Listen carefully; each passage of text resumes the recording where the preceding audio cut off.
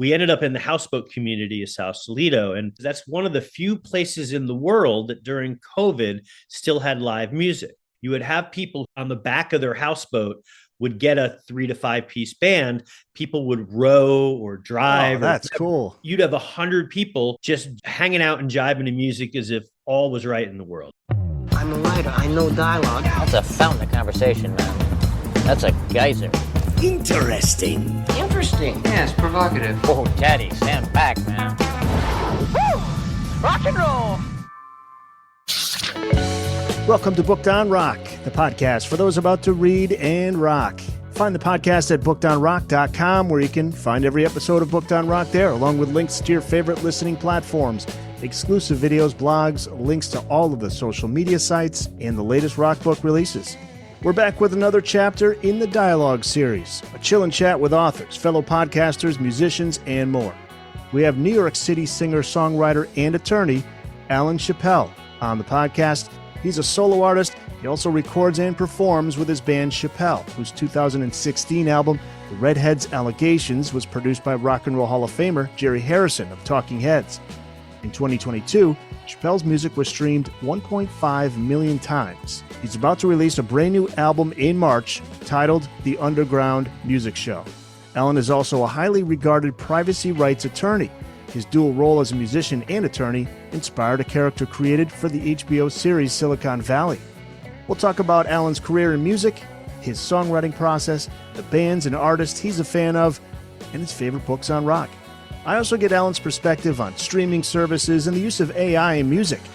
A playlist of Alan Chapell's music can be found on the show notes page. Hi, Alan. Welcome to the podcast. Hi, Eric. Thanks for having me. Just checking out your website, and what a bio. You've got a career in music and law. Let's start with your music, because this goes way back to before you were 6. You played piano and trumpet. Tell us about your background a bit. You grew up here in Connecticut, by the way, too, not far from where I am here. Yeah, I grew up on the mean streets of Stamford, Connecticut. Yeah. And started taking trumpet at 3 or 4. There was this really cool thing that they had in Stamford back in the day in an old school. It wasn't Rippewam. I think it was called Rice. So this tells you how long ago this was. I mean, they've long since knocked that down. It was right by the train station. But they had a thing called Project Music, which was a free thing where the best music teachers in the entire city would come and donate their time to give young kids music lessons. And it was just a wonderful, wonderful program. All of my brothers, I have 3 brothers, they did it. I did it for a number of years in trumpet, at least. I started out trying to play clarinet, and that didn't go so well. And so I very quickly shifted over into trumpet. And then a couple of years later, started playing the piano with a guy named Ogden Booker in Stamford as well. And boy, the rest is history. Who are the bands and artists that you followed growing up? Well, I loved the Police. I loved Billy Joel. I know he's got a new song out today. I can't wait to hear it. On the day we're recording. Yeah. Turn the Lights Back On, it's called. That's wonderful. And the Talking Heads. And, I was a huge fan. I love the Beatles, but I was, where I really kind of felt it was in the 80s synth new wave, The Cure, The Smiths, the New Order, those kinds of bands. They really did it for me. As a keyboard player, that was just kind of a fun thing. The Cure in my top 5. I love The Cure. Well, you're not just a musician, you're a songwriter too. Who are the artists that you look to for songwriting inspiration? Who are some of your favorites? Well, I love David Byrne. I love just talking music with, like almost any songwriter that I meet, or even anybody who's more creative. Like I love going through the process. And the reason I share that is that, David wrote a kind of an interesting book where one of the things he did is sort of walk through his process. And that's just such a gift. Anytime anybody's willing to share that kind of thing, because everybody's is a little different. There is no right or wrong. There's just always what it is. And it's always really interesting to see what others are doing. Well, speaking to that, what's the most important ingredient to a good song for you? Oh, it has to have some kind of connection for me. I've written some what I think are interesting, like melodies and things, but I wasn't, for a number of songs, wasn't able to get to what I wanted this to be about. And so as a result, if you don't feel that, it's really difficult to come up with some real, with words. And I find it almost easy once I've decided generally what I want to what I want something to be about. The words come out so much more naturally. When do melodies come to you? Constantly. Just out of nowhere, right? Constantly out of nowhere. So the coolest thing in some ways for me was the invention of the cell phone. And I know that may sound kind of a weird thing, but the ability to take an idea because you happen to be walking through the subway on a Tuesday morning and sing something into your phone that you can then come back to in a day, a week, a month. And also just as your songwriting, like banging something out on the piano and it might be a third done, but that's okay because you can come back to it in a week or a month. And that's really, really important because otherwise you're trying to rely on your memory. And that's always just a difficult thing. Is there a particular subject that you're drawn to most lyrically? Yeah, I like relationships. I like writing stories about people that I've met. And I might embellish a little bit, but you'll meet somebody and they'll tell you a little bit about themselves and you can kind of extrapolate that into a story. Or sometimes you get most of the story and then you gotta hide a couple of details so that people don't necessarily know you're writing about them. And I also write about things that are interesting, to me politically. The song Spin on the album Cinco is really about the 24-hour news cycle. There's a song called Sandinista, which is about what's going on in Nicaragua over the last, 20 or something years. And so I try not to limit myself, except I have to feel it. And if I'm feeling it, then it can come out. I was interviewing an author of a book on Bob Dylan recently, and I thought it was fascinating that he was talking about how Bob Dylan went through all these different phases lyrically and phrasing and all these things. And then he got to the point where he had mastered the art of lyrics so much that he just threw the rules out and did what he wanted to do. In other words, so he'd have like maybe one verse with just packing as many syllables as possible. And then in the very same song, maybe the next verse, it's spread out. He was just playing around. Like, do you get to that point where you're that comfortable to where you're just like, let's break the rules a little here? Oh yeah. Some days you feel like you can do anything and you kind of go out of your way to like, well, let's try to do something a little different here. The other thing to keep in mind is, it's as important as it is to find your voice. It's also really important not to repeat yourself. And it becomes very easy to use the same type of phrase or some of the same words or some of the same themes. And you have to be really careful about that, as you're writing a particular album or as you're doing, I'm on, a couple of hundred songs now. And so you want to make sure you're not repeating yourself. Do you collaborate with others or are you primarily the songwriter? I mostly write on my own. For me, it's just a very personal thing, and I need to get into my own headspace. So from a collaboration standpoint, I love bringing in talented musicians to kind of work on ideas. But for the basic chords and the lyrics, for me, I really do all that myself. I want to ask you about your work with Jerry Harrison of Talking Heads, but first, your band Chapell has a new album out next month. So can you talk about the album? Who's in the band? What can we expect to hear? I think this is probably the broadest project I've ever done. This is the seventh album that I'll do under the name Chapell, or at least the band name Chapell. And I've worked mostly with the same core band, Rodney Howard on drums, Malcolm Gold on bass, Ann Klein on guitar, Lorenzo Ponce on violin, Ali Kulata, who's chipped in a little bit on keys for this album, although most of them I did myself.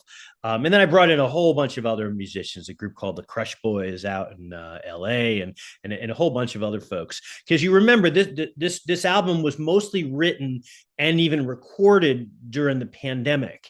And so even during the basic tracks process, I was living out west. I actually recorded with the band where I was remote, and we would pipe in my vocals and I would literally sit and listen as the band was recording. We did a 4-day kind of massive recording session. How was that experience like? Was it, some artists prefer to just everybody be in the same room?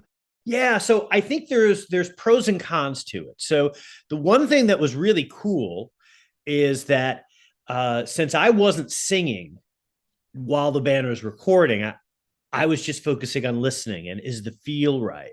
Whereas if you're in the studio with everybody, there's something wonderful about that. You're vibing or whatever, but you're also performing. And when you're performing, you're not necessarily listening for the overall vibe. And so from that perspective, it was really cool. And I wouldn't say that I would never do that again, because I think I did enjoy the experience. But for me, I'm a fan of getting a bunch of people who you love into a room and almost doing a summer camp type of a thing where you wall everybody off for a few days or a week. You take them away from all the pettiness that life can bring, and really focusing on the music. What was that experience like during COVID in terms of, because you play gigs, solo gigs on the piano, but you play with the band as well. That period was difficult for artists that needed to get some income. Yeah, so I was fortunate. My wife and daughter and I moved out to Sausalito, and there's a side story to that, how we ended up out there. But we ended up in the houseboat community of Sausalito, and one of the cool things is that's one of the few places in the world that during COVID still had live music. You would have people who would, like, on the back of their houseboat, would get a 3 to 5 piece band. People would row or drive. Oh, that's cool. Yeah. You'd have 100 people in Richardson Bay in San Francisco, just hanging out and jiving to music as if all was right in the world. And this is right in the middle of the pandemic when nobody was doing anything. And it was such a breath of fresh air that I was grateful to be able to. I played a bunch of shows there. I also went to a bunch in that environment because it was just fun. Oh, and so welcome at that time. Everybody was stuck inside. The 2016 album, The Redhead's Allegation, produced by Jerry Harrison of Talking Heads. So let's talk about that. How did you team up with Jerry for that project? Well, so back in the day, I had a band in college, and we met because I lived in Connecticut, and so we met Chris and Tina from Talking Heads back then, and they would occasionally come out and see that my band, and we became friendly over the years. And so when I was looking for a producer back in 2014, 2015, I reached out to Chris Franz, who's obviously Talking Heads drummer, and Chris turned me on to Jerry, and we met. We hit it off. He's become a pretty close friend and mentor. He spoke at my wedding a couple of years ago in Nicaragua, and we partnered on a whole bunch of things. And so and Jerry's studio he had a personal studio in Sausalito, which happened to be across the street from the houseboat community, which is how I ended up out there. He said, look, I don't know how long this recording process is going to take, but do yourself a favor, go rent a houseboat for a while. It's an experience. And I did, and fell in love with it. And then, and ended up getting one in sort of a weird only in Sausalito deal. That's cool, man. I think of Pink Floyd. Was it Momentary Lapse of Reason? It was recorded on a houseboat on the Thames River, I think. So, yeah. Wow. How was Jerry as a producer? What's it like working with him as a producer? He's just wonderful. He's very open. He's very cerebral. He knows what works, but he doesn't really. He's really doesn't try to dominate. You kind of, his wisdom. He doesn't. He might not even speak that much, but when he says something, it just really makes sense. And so he is. I openly refer to Jerry as the Wizard of Oz, and what I mean by that is that he's sort of one of those guys that can get you to believe you could do something when you didn't think you could do it before. And that's a gift. And I've seen him do that with other musicians. I've seen him do that in a business capacity. And candidly, Jerry is sort of, Jerry is probably one of the reasons why I'm less reluctant to talk about the business stuff that I do in music settings. And since we're talking Heads, and you mentioned the book, David Byrne's book, it's called How Music Works. Nothing but 5-star reviews across the board. And he goes into the history of music, the approaches to writing and recording. I'm interested in your take on this book because I found it interesting to see that things aren't that different today than they were years ago, and that the current state of technology and the method in which music is delivered to people affects the way a musician approaches not just how they record music, but also how they perform it on stage. And it's also the ever-changing world around us and the current culture that just affects the music. It's always been that way. Yeah. And every single recording session, every single song is different. It's its own unique, organic, living and breathing thing. And there's definitely some similarities just in my career as I go back to, age 15 in the studio to now. But technology is such that, a lot of things have changed. One of the things that's changed is I do a lot more of the, quote unquote, writing and recording alone in using GarageBand. And it's a wonderful tool just to like get an idea down that you can then hand to a group of musicians and say, hey, this is the general idea. Now let's bring life to it. But that way you're not in the rehearsal studio where like, the drummer thinks it should be a blues song and the guitarist thinks it should be a dance song. And like, no. This is the general gist. It's not perfect, but when you give talented people guideposts, a North Star for like where you want to go, man, they'll get there. And then on top of that, they'll still bring their own little stink onto it, which is good. How does streaming affect songwriting approach? Because there are some artists who will say, well, they don't put an album out anymore. They'll just put out singles individually. And I think back to, again, just what the book talks about. It's like if you go back to the late 60s, early 70s, the reason we have albums like Dark Side of the Moon and these long epic albums, concept pieces, is because there was FM radio, right? In the late 60s, all of a sudden they were playing the whole album side and, all that stuff affects. So how does streaming services affect your approach to songwriting or releasing music? It really doesn't, for better or worse. For me, I grew up on the album and so I'm probably a little stuck in my ways in that respect. On the other hand, it costs a certain amount of money to get a group of musicians into a room to record some songs. And so you really don't want to do that on like a onesie twosie level because it's just not cost effective. And fortunately for me, I write enough and write quickly enough that like we can go in and do 12 to 15 songs for an 11 or 12 song album. And so for me, that's still the easiest and best way to do it. Now, I can't tell you that pleases the algorithms of the monolith streaming services. What I try to do is, for this latest album, the album will be probably 12 or 13 songs, still mixing.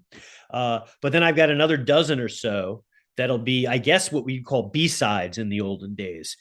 So to feed the algorithm, I'm going to release singles, probably, 6 to 8 before I release the whole album. And then after I do that, there'll be a bunch of B-sides, which I'll probably release most of them because my understanding is that the algorithm likes, likes regular check-ins or likes fresh meat. Interesting. So yeah, I've noticed that bands and artists, 6, 7, 8 singles, then the album. And I don't know if that's the right way to do it. Is there a right or wrong at this point? Yeah. The other thing for me, which might be different than some others, is that like I tend to bounce around genres a little bit. There's a song on this upcoming album called "Grow Old with Me," and that's almost an Americana song. I mean, I do it my own way, but it's definitely in that area. I've got one that is almost indie pop. I've got something that like has almost a Laurel Canyon feel. And so I try to make it all the Chapell sound, but there's definitely different subgenres in there. And the reason I'm sharing that is that like in the world of algorithms, I don't know if that's a good thing or a bad thing because you're like, what do you categorize this artist as? What is this artist? And like, I don't know the answer to that. The challenge is how to keep interest. Like the Stones put out an album, phenomenal album, Hackney Diamonds, right? The whole album, start to finish. The first single, Angry, comes out. It makes a lot of noise. It's in the media. The video gets a lot of play. But then now it's kind of like, okay, have people already forgotten about it? Because back in the day, you'd get a single released to radio, space them out. Like I remember as a kid or teenager when like a Def Leppard or Bon Jovi, but like these albums lasted a year and a half, single after single after single. that's hard too, to keep that album out there for a long period. It is, but Bon Jovi and Def Leppard and big fans of both. So this isn't meant directed to them. But back then, there were a relatively small number of tastemakers who decided that all my friends were going to listen to Def Leppard this summer. Right. And that's sort of there, but not really there. And like, I mean, heck, Pitchfork is gone. A bunch of other, like, I don't even know who the tastemakers are anymore. It's now this sort of, now it's just the algorithm, and I don't even know what to make. Yeah. You're a fan of Keith Richards' book, by the way. You mentioned that Life. Who does that's one of the it's one of the best selling books. That's from 2009. And there's another book that you threw out that I thought was interesting. Everybody's Seen the Story of Connecticut's Anthrax Club by Chris Daly. Tell me about this club. So I have to confess, I have a personal connection to that. My cousins are Brian and Sean Sheridan. Okay. And so they're a number of years older than me. And I just remember out of a group of, I don't know, there were like 19 Sheridan cousins. I was the second youngest. And so we were always the one like chasing after them when we were really young, and like they were like, yeah, nice to see you, but seriously, go play with the grown-ups. Yeah. But I remember Brian and Sean when I hit like high school, could not have been more supportive of everything that I was trying to do. And I was a AOR popish, a keyboard player. And these guys are like, bringing in bands like Anthrax to play this tiny little club in Stamford, Connecticut. I had no idea until I was, I think, a junior or senior in high school of like what these guys were bringing to the table. These guys were revolutionaries in what they did with that club, and probably don't get enough credit for their contributions to the punk scene. I will just share one personal anecdote, because I'm definitely, I love the energy of the punk scene, but I'm not of that world, and that's no disrespect to it. It's just a different thing than I have. But when I went there, the energy that I felt in that room was just the coolest thing I've, like, to this day, that I've ever felt. And in addition to that, I was struck by the number of people who were there who were so focused on, this is a cool place. We don't get many cool places. We're going to take care of this. Yeah. And they were fiercely loyal to Brian and Sean. And I thought that was just such a cool thing. Yeah, that reminds me of the Shabu Inn, which was in Mansfield, Connecticut, right? And that was a place where you had all these great bands coming in on their way up, like the Police and Aerosmith. The story is Dream On. The first time they ever played it live was in the Shabu Inn. I love those places. Toad's Place in New Haven is one, and there's a book that was out on that recently. Yeah, the Anthrax was this tiny little club that started in a bad neighborhood in Stamford, Connecticut, and then gravitated over to Norwalk for a number of years, and really, really influenced and maybe even revolutionized the music scene in Connecticut. And I don't think Brian or Sean get enough credit for that. That's cool. So another book I want to ask you about, I want to read an excerpt first, but it's Daniel J. Levitin's This Is Your Brain on Music from 2007. And this one looks absolutely fascinating. And here's a quick excerpt from the book. And Levitin writes, by better understanding what music is and where it comes from, we may be able to better understand our motives, fears, desires, memories, and even communication in the broadest sense. Is music listening more along the lines of eating when you're hungry and thus satisfying an urge? Or is it more like seeing a beautiful sunset or getting a back rub, which triggers sensory pleasure systems in the brain? Why do people seem to get stuck in their musical tastes as they grow older and cease experimenting with new music? This is the story of how brains and music co-evolved, what music can teach us about the brain, what the brain can teach us about music, and what both can teach us about ourselves. Okay, so there's a part in there that I want to ask you about. Why do we, and I find myself doing this now at 51, why do we cease to experiment new music as we get older? Why do we seem to get stuck in our tastes? Because they say between the ages of like, your teen years, like 13 and 19, around there, whatever you listen to at that time, that's like your strike zone for the rest of your life. You're going to go back to that. Yeah, it's really about free time. It's very simple. I have some friends who, you know, made it up until their 30s, where they were still, their life revolved around discovering new music. And if your life revolves around that, you will discover new music. And it's unfortunate. It becomes this, you know, music is a refuge. And the problem with new music, when you have limited time, is that if something isn't good, you immediately want to gravitate to something that is, and so you stay with what's comfortable. I try to force myself, like for when I go running or when I'm just sort of just randomly listening to music with friends. I try to force myself to throw new things on playlists, but even that, like, that takes time to do. And I've got a playlist. I just went for a run a couple hours ago, and like, I'm now realizing that most of the songs of that playlist I'm kind of bored with, and so I need something else. And so it's really free time.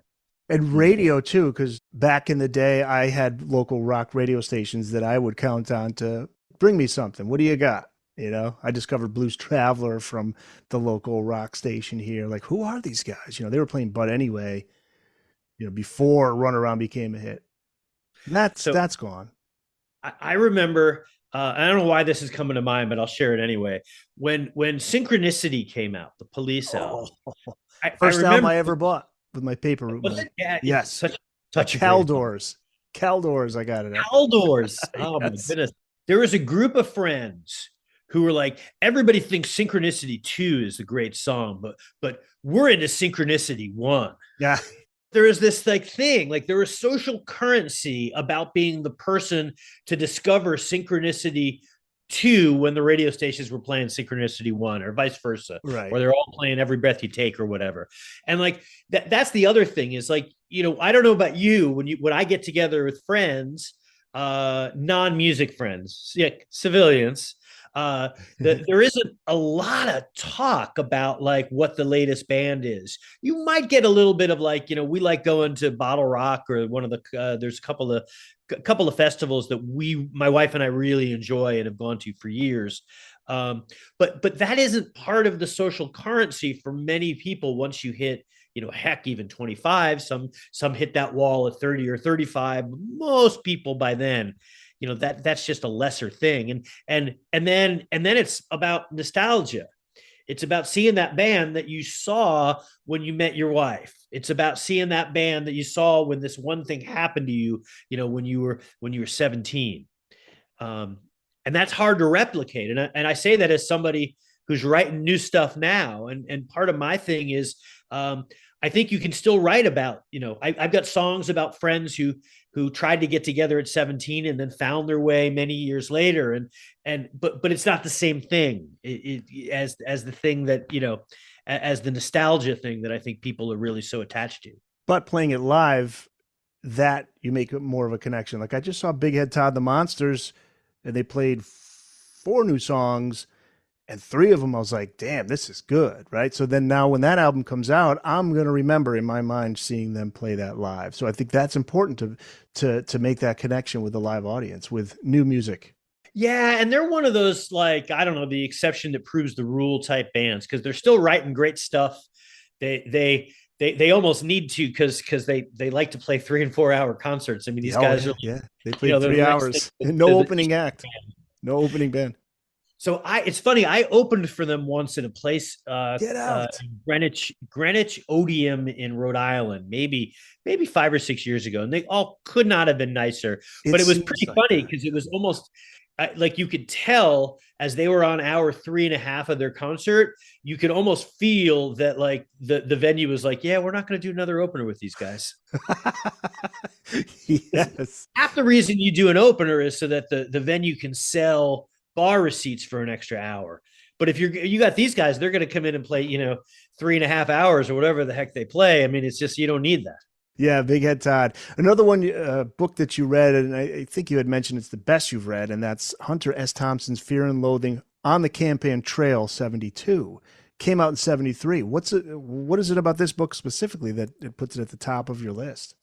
Well, I think that Hunter really got the what was going on then. There was this weird synergy between like the freaks, the vets who were returning from the war, who nobody really wanted to deal with, the political movement. All of these crazy things were coming together into this electric soup, and I thought Hunter had his finger on that better than anybody. Yeah, that's good. Boy, he was an interesting character for sure. For sure. Now, a book you want to read is on The Wrecking Crew, the inside story of rock and roll's best kept secret. It's written by Kent Hartman, came out in 2013. And I've got to read this one too. There are people that don't even realize that they're hearing The Wrecking Crew on so many of these songs, like even the Monkees, right? They're in the first two albums by the Monkees. Yeah. Any Wrecking Crew stories that, because I know there's a good one on the Boxers, Simon and Garfunkel. You ever hear that one? About I didn't realize they played on the Boxer. Oh my God, this is a great story. So Hal Blaine, he's the drummer, and he's on the Boxer, and his drums were set up at the bottom of an elevator shaft at the CBS Columbia Square building in New York. I think because they recorded in LA and New York. And that part like la la la. Oh. Yeah. And then Blaine is right there, and he's set up, it's on the like 7th or 8th floor, and he's in front of the elevator shaft, and it's a Sunday and nobody's in the building, or so he thought. And as he crashes down on the drum, the elevator door opens up, and there's this old security guard, like, retired police officer, like 70 something years old. And the door opens, his mouth is wide open. And Blaine said the guy just looked like he thought he got shot. It goes, boom, la, la, la. Door closes, and Blaine said, never saw the guy again. Love it. The Booked on Rock podcast will be back after this. We're talking with singer-songwriter and attorney Alan Chapell. Along with a career as a musician, you're also a tech industry privacy rights attorney. Did I get that right? Yeah, I work with a bunch of tech companies, and I've been in the privacy space for like 20 years. When I had originally given up on the music industry, I went to law school and studied human rights, and then started working at what they used to call new media companies in New York City, and just sort of fell into that world. I really liked the culture. Hell, half the employees had a set of drumsticks or a bass or a guitar, kicking around their office. And so they like all that dreamt of being a rock star. Yeah, that type of thing was really not only accepted, but like really encouraged. And so it's been a nice, I've been doing what I'm doing now for a while, and I like it.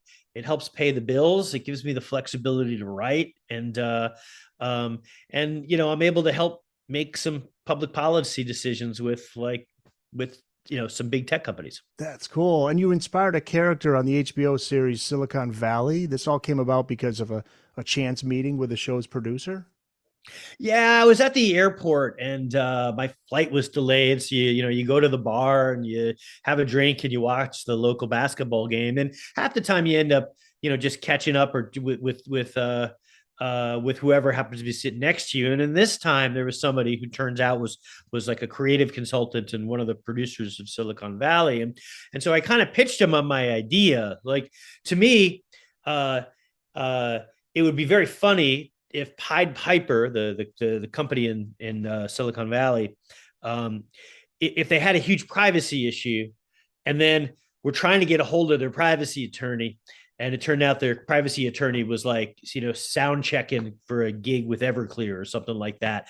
And then like they're trying to get him, and he's like half paying attention and half doing the soundtrack. And you get Art Alexis there. Anyway, I thought that would be really funny, and I'm pitching on with a couple of beers in me, and he thought it would be really funny. And we traded business cards. They ended up going in a different direction. They did talk about privacy though, in one of the episodes. So I made my little mark. Yeah, absolutely. Hey, we talked about streaming services, and that's a new thing. Now let's talk about artificial intelligence, and everybody just likes to shorten up to AI. In 2023, the use of AI in music became a story. What do you think about that? AI, the use of AI. I mean, from a musician's perspective, from a legal perspective. Yeah. So, I mean, I think over the near term, it's sort of like, you remember the big issue over sampling? Oh and yeah. how that was like a big, oh my goodness, they're taking my work. Uh, and originally sampling was, I mean, leaving aside what the hip hop guys did, because they would take a little thing and make a 3 hour dance record out of it in a way that I thought was brilliant. But like when it arrived on the pop scene, it became very gimmicky at first. But then eventually, people started using it in a much more artistic way. I feel the same way with auto tune. At first, that became like, oh my goodness, you're harming artists who can actually sing, and like, yeah, maybe a couple of the implementations of it, but like eventually, guys like T-Pain, who like that became his thing. And T-Pain can sing, by the way, but he just that's his style choice. In the same way that, like, I don't know, it's like some guitarists used a certain form of overdrive, and that became their signature. Or the Edge uses echo; it becomes a signature thing. So I guess I'm using that as a backdrop to, like, with AI. Yeah, there's going to be some weird uses of it. It's going to come off as you're going to have somebody's going to figure out how to, like, I want a song that sounds like Taylor Swift and John Lennon wrote it, and like it'll go through the magic box and it'll come up with something, and sooner or later they'll get that sorted so that becomes a hit record. But I don't worry about that, because that's not my game. My game is trying to put stuff together that's my sound, and that's different than the AI sound. Yeah. And my money is on that as music becomes more and more slick and more polished, that there's going to be a market, there's going to be an audience for stuff that's real and stuff that's raw, and the people love the jagged edges of music. Oh yeah, that's the thing. Leave the mistakes in. Yeah, you don't want it to be too perfect. Yeah. There was a UK band that put out an album based on Oasis, and they called it AISIS. They called it AISIS.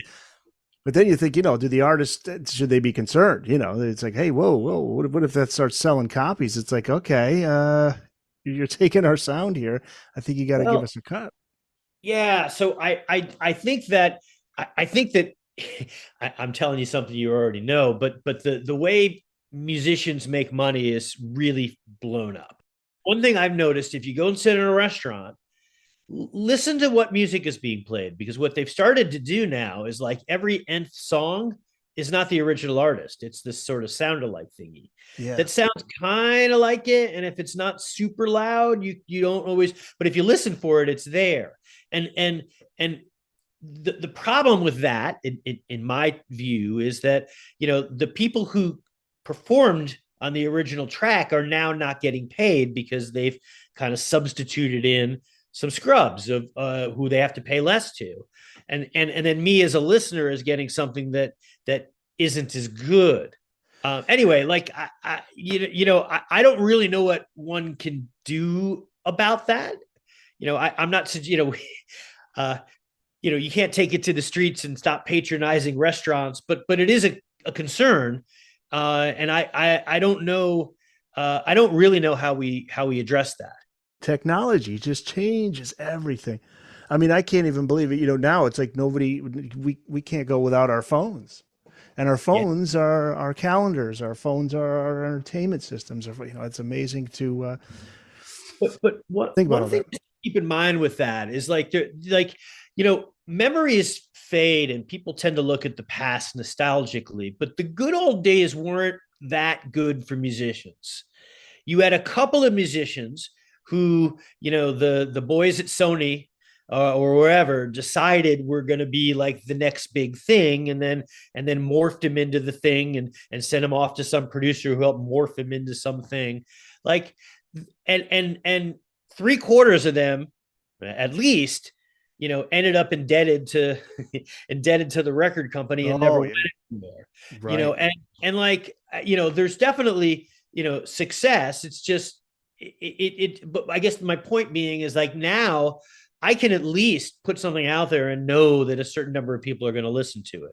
You're right. I'm not getting Taylor Swift, listens, plays on Spotify. But, I also wasn't getting that kind of plays in the olden days when it was a handful of DJs and the record labels who were making all. Exactly. So, like, exactly. We've really just traded The only difference now is like, back in the day, I suppose you could buy a bag of weed for the DJ, and you can't really do that for the Right. algorithm. Yeah. Well, no, from a creative standpoint, as just somebody like myself, I love being creative, and to have when podcasting started, this whole thing, the internet and what you can do, because I worked in radio a long time ago, and I have to drive 40, 50 miles at times to just get to a radio station to get behind a microphone. And now I'm here at home doing it, and I get to be creative, and I have an outlet. So the upside is huge in that way, because there are so many people now who may have been creatively frustrated, and they're just going to their 9 to 5, and they come home, they don't do anything. You got an outlet. And so, and you got creative freedom for the most part, because you can do things that maybe you wouldn't be able to do, when you're maybe working for a corporation, So, and I think as a musician, it's the same way. Just like you say, by the way, I'm putting a whole playlist of your music in our show notes page, so people can click the link and give it a listen. It's great, great stuff. Yeah. Can you speak to that? Just as a creative person, just that's the upside to technology, right? It is. I mean, it's being able to put stuff out there that, friends in Nicaragua and Europe and Asia are listening to, and almost instantly is pretty cool. The downside is it's really difficult to break through the clutter as an artist. But I found my way. I've got a pretty good fan base here in NYC, and another one out in the Bay Area, and trying to build that. I think this next album is going to make a lot of heads turn, and I'm really excited about that. The Underground Music Show is the name of the album. That's what I say, the Underground Music Show. So let's plug that, your website, whatever, anything else you want to let the listeners know about. Where can people find you? Upcoming tour dates, all that stuff. Well, I'm on all the streaming services, and we're about to announce some concert dates, but we're not ready to do that yet. But the way to find me is CHAPELL, and you find that on thisischappell.com, or you can just find me under that name on Spotify or SoundCloud, or really any of the streaming services, and Apple Music, Amazon, everybody's on everything right now. It's really so depending on what your pleasure is, you can find me. YouTube as well, some great videos. Thanks. Yeah. YouTube. So yeah, I do have a link to your website so people can check that out too. This was a fascinating conversation, and it's nice to talk to somebody, like myself. I'm doing the dual thing. I got the 9 to 5, and I come home and I get to have some fun and podcasting and writing and stuff like that. So I have always, I don't know, maybe it's because I'm a Gemini. I always needed the two things. I needed like the secure job, but I want to have some fun. Well, cool. Good. And you're able to do that. And that's like that's really what it's really about. I mean, and you talk to, you talk to people who are like, icons in the music world, and they'll tell you the same thing. You just do what it is that you like to do, and you'll be happy. Yes. There was an advice that one musician gave to me, and he says, follow your heart, but cover your ass. Alan, thanks so much, man. This was awesome. Thanks so much, Eric. I appreciate your having me. Well, now, that was an adventure. That was quite a show you put on today. Well, let me just close this conversation by saying you are one unique individual.